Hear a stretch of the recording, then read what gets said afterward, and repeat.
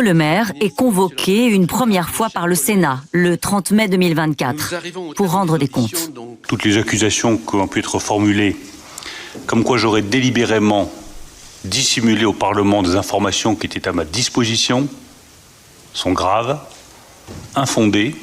Vous aviez pourtant des documents de votre administration qui vous invitaient non seulement à une grande prudence, parce que c'est pas l'épaisseur du trait, 35 milliards. C'est pas l'épaisseur du trait. À cet instant, le ministre jure encore que la situation est sous contrôle.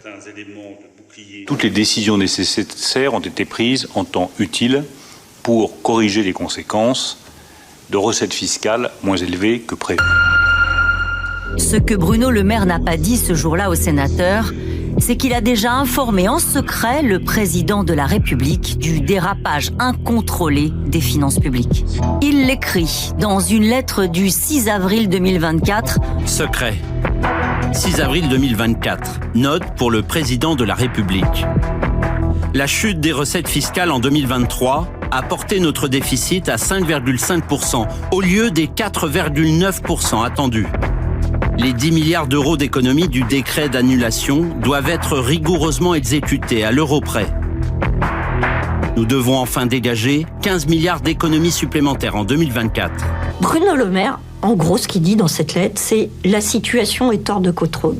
Donc il valide le fait que ce qu'il a dit le 18 février à la télévision, on va quand même y arriver en gelant 10 milliards de crédits.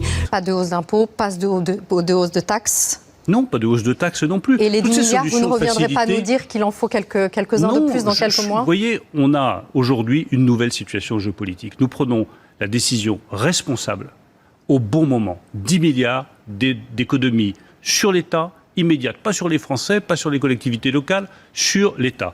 Le 6 avril, il sait que ça ne marche pas. C'est pas suffisant. Bruno Le Maire pressent qu'en dissimulant la vérité aux Français, l'exécutif pourrait être accusé d'un scandale d'État. Nous risquons de nous faire accuser de cacher notre copie et des économies douloureuses pour le lendemain des élections européennes. Le flou sur le calendrier et la nature des économies nécessaires sera mis à notre débit. Il entretiendra le soupçon sur nos intentions. Nous ouvrirons immédiatement un contentieux avec toutes les oppositions qui feront bloc contre nous et nous accuseront d'insincérité.